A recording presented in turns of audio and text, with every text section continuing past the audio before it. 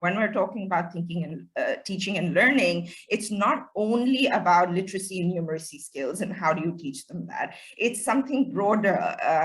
So the softer skills, what you might call 21st century skills, are becoming important. So Pakistan has more young people today than in the history of the country. Schools are extremely important when it comes to equipping our children for the future. I'm Sadaf, and today in Coffee with Codeschool, I'll be talking about the education sector in Pakistan with one of the smartest researchers we have. I'm extremely excited to introduce our guest today, Rabea Malik. Rabea, why don't you tell us about yourself? It's a pleasure to be here. I'm a policy researcher and an academic. So I've got a PhD in international education and development from University of Cambridge. And currently I am heading a think tank based in Lahore called the Institute for Development and Economic Alternatives. I've also been part of the faculty of the School of Education at LUMS. And the body of my work, and I work closely with some colleagues also who are working in these areas, relates mostly to looking at education reform, how it gets formulated, what the big challenges are, generating evidence around inequalities in educational attainment and trajectories in life. Let's start with a very controversial debate that was taking place recently around the single national curriculum. It seems like no one is happy. Critics are saying that it's bringing down the education of the private schools, but at the same time, others are saying the public sector isn't equipped to deliver these really high standards. So, what are your thoughts on this? If we were to focus on some of these more objective goals, we'll realize that I don't think anybody disagrees that the majority of the population needs to have the same skills. There's more that may bring us together than what divides us if we were to really sit down and think about what our goals should be. If we can define our goals in terms of global citizenship, if we can outline and not leave that way, we list the kinds of capacities and values we're really talking about, which is respect, which is confidence, which is ability to communicate across difference, et cetera, in addition to tangible skills, which allow thinking about science, math, literacy, technology literacy, et cetera, alongside those, I think we'll see that we can create a space. My fear is there's so much political conversation that there isn't enough substantive conversation happening on exactly what we need to measure and exactly what we need to teach. So I'm just hoping that sort of vagueness disappears and we really get to the business of, okay, what are the skills? How do you teach them? I've heard a lot of talk from schools and especially low-cost schooling practitioners around, what can be done in this context, what's practical. Some things are just not possible. You don't even have electricity. How can we be talking about high-flying things like teaching coding? But that often comes at a cost. What should be done gets sacrificed at the altar of what can be done. What are your thoughts on this? So I think part of the challenge of what is possible needs to be a partnership between, say, policymakers with people who are really either thinking about innovation or generating, so studying innovation or generating innovation, and then coming together in that partnership to try and generate evidence before it can scale. In that way, Pakistan is no different from a lot of other countries. So you've got a lot of teaching methodologies now where even children that you might consider have fallen behind can be brought up to speed quite quickly. It requires a reimagination of how you set up the school. So I'm referring to teaching at the right level by Pratham, which is an organization in India, where they've said, do away with your classes, do away with grades 1, 2, 3, 4, 5. You come and assess students based on where they are, group them according to their ability, and teach them and bring them up. And there's a lot of evidence that kind of remedial approach helps. It helps everyone.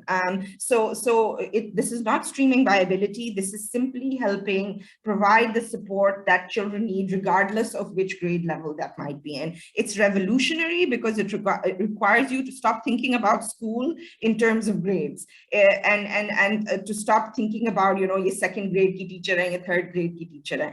So it's a bit revolutionary, but a lot of work has been done in really simplifying the model and explaining, taking the time to communicate that to policymakers, to the point where in India, many states are now trying this out. There is a group of researchers here in Pakistan led by Tahir and Rabi and others who in KP want to try this out, because you've got a political government that's willing to take the risk to at least start small and think about, redesigning it. Why? Because they're prioritizing learning regardless of however schools may be set up. What are some pressing issues in the education space today? We often talk about education in terms of learning outcomes and access, and the international commitments that Pakistan has made with regards the Millennium Development Goals, but also the Sustainable Development Goals. Now, we often hear about this very big number, 25 million children out of school, etc. So we're used to thinking in terms of sort of crises with regards to education. But I think one of the ways in which we can be approaching how we think about policy and how we think about what we need to achieve in this sector is the ways in which it contributes to a much, much broader set of objectives. So whether you think about economic progress, whether you think about poverty reduction, whether you think about human development.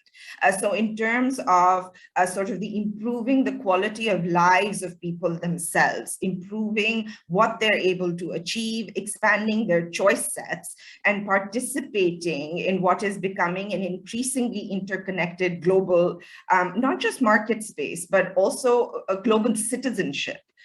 So whether you look at the number of migrants from any socioeconomic class, whether you look at the kinds of opportunities that are available to industry, but also to creative arts and other spaces, we're increasingly linked with what's happening across the world. When we think about our schools, when we think about what we want to prioritize, the kinds of capacities, the kinds of knowledge, the kinds of values our children should have, we should, I think, be thinking not just in terms of the deficits they have, but also how do we get them to become, part of the global citizenship. And some of that, and that really and that drives a lot of the thinking at the Institute for education reform. When we're talking about thinking and teaching and learning, it's not only about literacy and numeracy skills and how do you teach them that. It's something broader. So the softer skills, what you might call 21st century skills, are becoming important. And in some ways, we're in a good position to leapfrog because a lot of knowledge has been generated elsewhere about how you might focus on this. So these are the kinds of things that I think are motivating us to think about the education sector. So are you hopeful about the future of the education sector in Pakistan? I think there's a couple of things that we have to do. We have to start measuring what we think is important to achieve. We have to start thinking more multi-sectorally. I think when we think about education, we need to think about public health. We need to think about mental health. We need to think about the learning environment that the child grows in. So while the school is a very important part of it, so is the home. And that's where inequalities become, I think, super important as a policy objective to try and reduce. And I think policies are headed in that direction. So for example, some of the work that's now happening at scale from the federal level is thinking about multi-sectoral approaches within the home even before children get to school. So we're thinking about the public health challenges that need to be addressed at the same time as schools are upgraded. But one bigger thing, I think a mental shift that needs to happen is already our teachers. So within the, I think there's a playing level field in the way that either the low-fee private sector or even the elite school sector or even the government sector. While some of them have done better in terms of how teaching and learning happens, the traditional teaching and learning, so for literacy, numeracy, curricular-based skills, I think no one has really thought about what it means to teach and what it takes to inculcate 21st century skills. And by this, I mean, what's being written now is a series of soft skills like problem solving, communication, written, but also oral communication, critical thinking, and creative, creative ways of coming up with solutions for things, but also tolerance, diversity, knowledge of, and how you respond to things. So all those kinds of skills are incredibly important and can't be. We often use the word tarbiyat for some of these aspects, so it's not alien to our culture. This is not something we're going to need to convince people is important. I think from a point of view of policy making and also implementers, people who are in the practice space, so whether that's school leaders or school teachers, figuring out what they need to do to make space for this kind of curricular activity, for these kinds of learning outcomes within their regular curriculum is the big challenge, really. That's absolutely fascinating. Where do you see this discourse in education policy going in the coming future?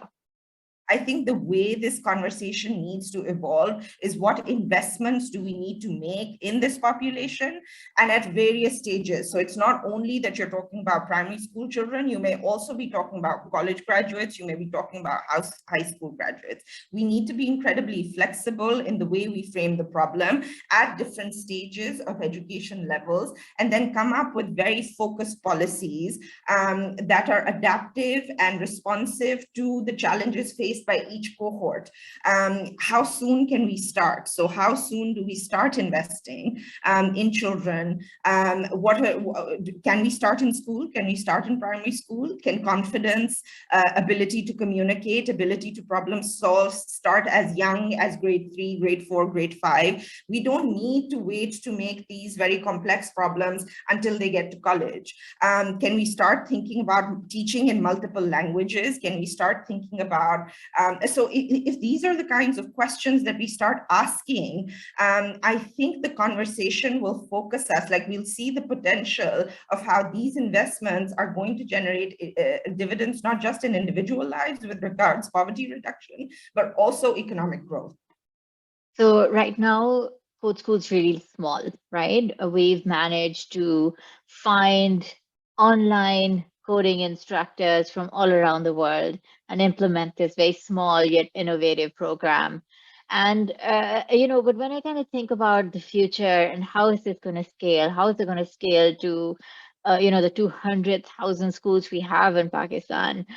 What is the way forward? What is the solution to having such highly technical requirements to deploy something that is just so critical for our future that we can't ignore it anymore? Very, very interesting point you make. I think the biggest challenge that we're going to face is who is engaging with the children when they're learning this. So who is supporting them in their learning?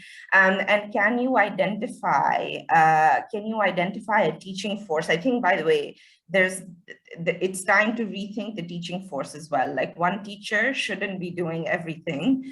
It doesn't help. Recently in various webinars, this came up that if you were to think about the health sector, you have so many different professionals specialized in so many different aspects, and you can have an obstetrician and you can have a lady health worker, and they do completely similar things but at completely different levels, and it's a wonder that we only think about teachers as teachers. There's no support teachers, there's no specialization even within school. So I think eventually there's a change coming where the working force, the teaching force, has to be thought of differently. And because how we structure the teaching force needs to respond to the needs of the students. So exactly as you're saying, you need to have people who are tech savvy themselves in order to support children. If if this isn't fun, if this is taught from books rather than through practice and rather than through engagement and problem solving itself, the trajectory will be very different from how it's being imagined, and we'll miss another boat. So I think the biggest challenge perhaps from policy is to imagine who is best suited. और हमारे computer science के teachers होते थे, हम सबके होते थे school में. We have a young population as well. We're speaking about that. The amount of young people who are now coding and involved in professionally and involved in app development and involved in a bunch of other sort of aspects is very, very large. How are we incentivizing and how are we advertising teaching a younger population as an attractive option? I think that's going to be probably one of the biggest things. I don't think training the regular teaching force is the way to go on this. I think it's a matter of selection and recruitment. You need to identify talent that can be brought into the teaching sector that have the capacities to engage these kids. I think that's probably one of the biggest challenges. Tech hardware, as you said yourself, I think is perhaps another very large investment. If there are opportunities to be identified where costs can be cut on that, where governments recognizing the kinds of benefits that the economy can derive from this, that subsidize those kinds of investments for public schools, but also low-fee private schools and NGO schools, I think that would be the other big, you have to incentivize a shift. So I think that would be the other big lobbying point that I would make for all of this evidence that this works. The approach that you're proposing works is very important, and the kinds of benefits that children derive from it, the spillovers, also both use of 21st century skills, but also your regular curricular skills, I think will help the government realize that this is something they need to invest in, or even help private sector schools realize that this is worth the investment. Okay, so you mentioned education no longer needs to be about literacy and numeracy. It's about, teaching kids how to think. But what are some challenges around introducing 21st century skills in the early years, where it's, pretty critical to start? We ourselves within Pakistan, but also from evidence that's coming from innovations in similar contexts or even globally. We know what works. We know more about what works now than we did before. And this applies to teaching. This applies to the way the curriculum should be delivered, what should compose the curriculum, how schools should be organized. I think the biggest bottleneck is how do you scale up? And this is almost outside thinking. So a lot of my work is linked with the public sector and thinking about scaling up within the public sector. But this question transcends that.